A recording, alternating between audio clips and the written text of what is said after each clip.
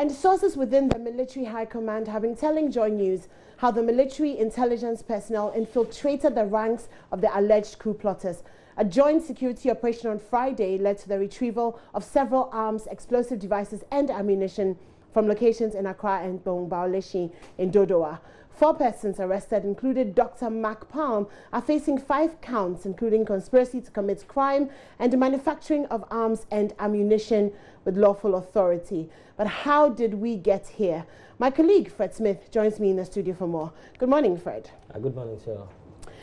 Fred, and so the suspects are in custody until the next appearance on October 9th. But what information have you gathered? Well, the sources within the military high command who've been speaking to us say that the intelligence unit of the military actually put some men on these guys planning the coup, who we are told were planning the coup, and they followed them throughout all their activities, including the plot and everything that they did regarding this plot, and recorded them. So there are videos actually and audio recordings of all the activities they've been planning since the coup idea came up.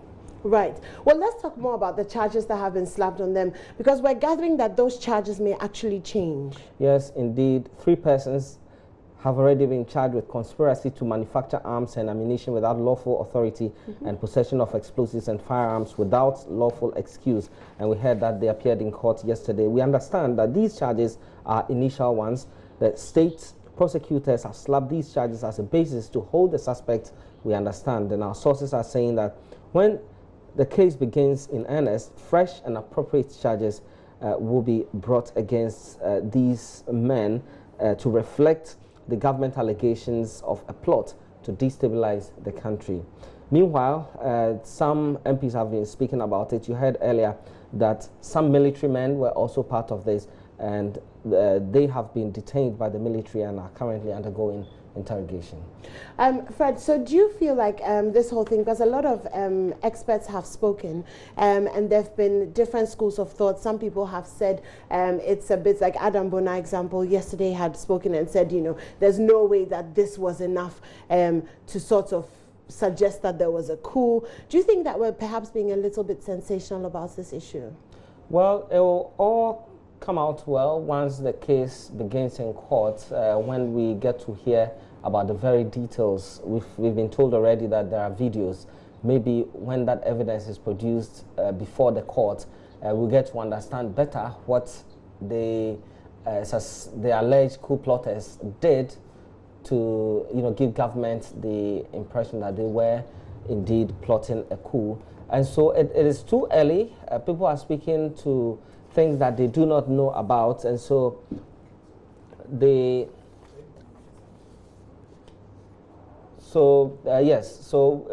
too early to tell whether we are sensationalizing this or not. Right. Okay. So that's what's happening so far with the alleged foil coup attempts, and we know that 3 persons have been charged with conspiracy to manufacture arms and ammunition without lawful authority and possession of explosive and firearms without lawful excuse. Now, we understand that these charges are initial ones, and state prosecutors slapped these charges as a basis to hold the suspects. Sources say that when the case begins in earnest, fresh and appropriate charges will be preferred to reflect the government's allegations of a plot to destabilize the country. Meanwhile, the ranking member on the Defense and Interior Committee of Parliament, James Agalga, has said that government's initial response to the issues have created fear in the society. Put out there has raised tensions unnecessarily. If these are the charges the state can prefer against the 3 people who making, that is too serious a matter to be put out there by the government when they know very well that the charges that can actually be properly preferred against the suspects is unlawful possession of firearms and conspiracy to manufacture firearms. You don't raise the stakes by creating the impression that government is under attack. Understand why they have to do what they have, because the government is in trouble. However, the chairman of the Defense and Interior Committee, Seth Echampon, well, he says that the country will not tolerate any form of instability.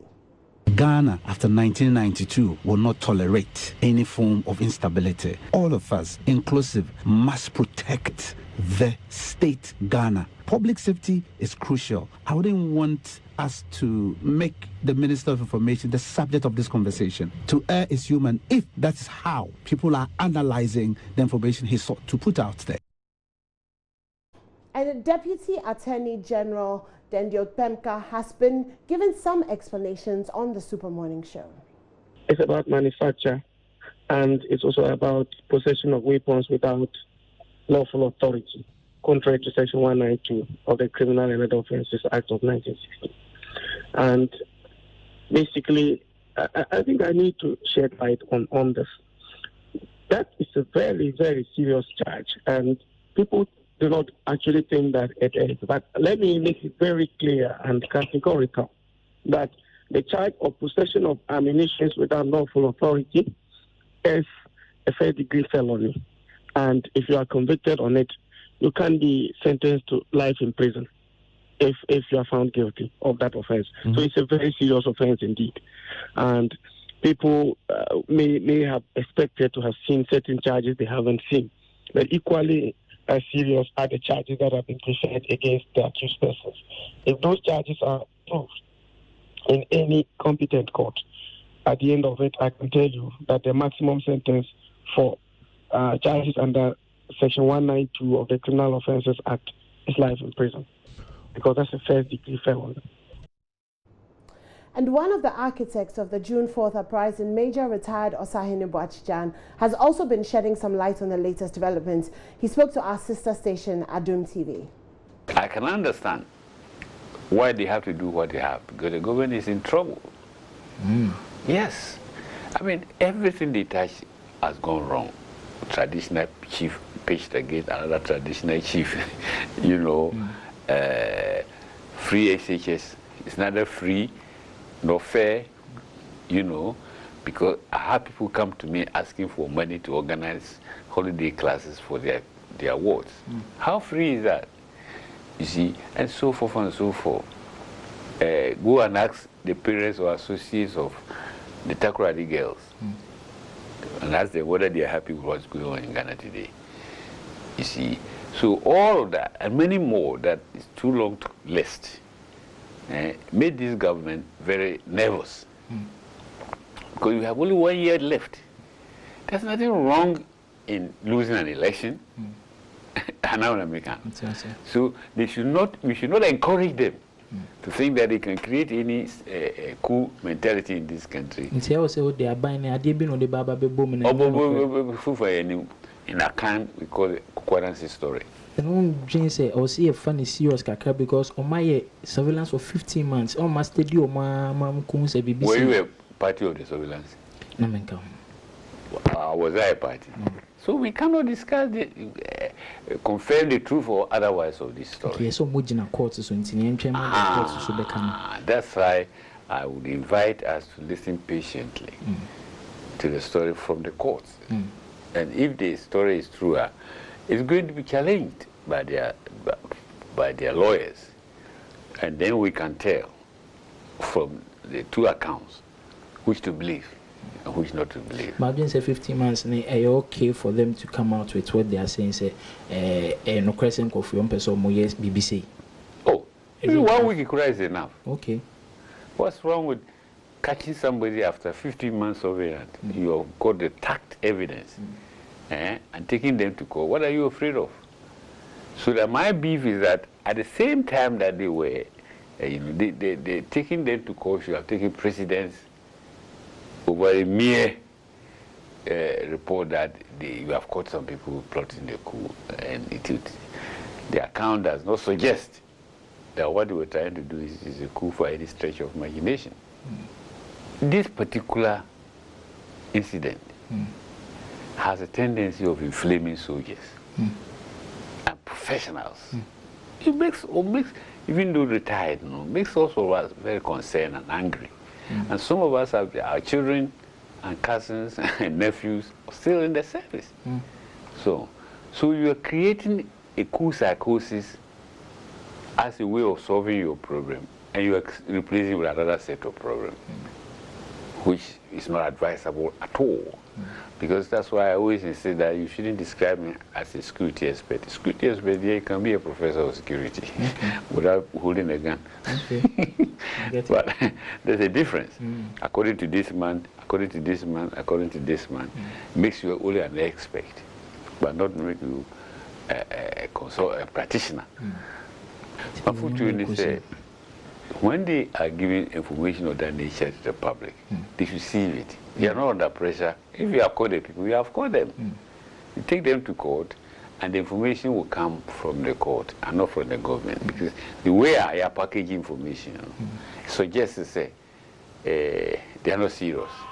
If we all agree that we should elect our leaders through the ballot box, but not through the bullets, then we should not entertain any suggestions of coup making in this country, especially if it's designed to overthrow a civilian, unarmed civilian administration like this one. It's not a fair contest. You see, so I wouldn't want to. If it was a military regime, I would take my conscience and say, hey, let's go after it. Because it's not good for us. Are you with me? So we should sift the information carefully and avoid doing propaganda with it. Let the truth come out and know where the truth lies, and the appropriate punishments. There should be no behind the scenes political control of the trial. I would advise that, because if they do, it can backfire. And Fred, just before you go, can you give us a bit of background to the man who seems to be at the very heart of this issue, Dr. Yao Makpam? Well, Dr. Yao Makpam, described by government as the mastermind of this alleged coup, and we know very little about him, except that we've gone through his Facebook and got to see some of the things he's been posting there. He's very philosophical. He posts videos about Patrice Lumumba. You know, he posts videos about people at TED Talk talking about failed leadership. He's someone who is concerned a bit about leadership a lot. There's also a link on his Facebook page which takes you to Take Action Ghana, the group which government says he was using to mobilize the youth and then radicalize them. On this page as well, you see he and his group, they undertake a lot of medical outreach programs mainly, and empower the youth as we see on that page. Okay, so we're back to court on October 9th, and until then we just have to wait. Yeah, indeed. And that point was made by Boashijan. You'd have to wait and get the facts at the court, and that's the only one you can rely on. Yes, and as usual, of course, JoyNews will be covering that story, and so you can get all that and more.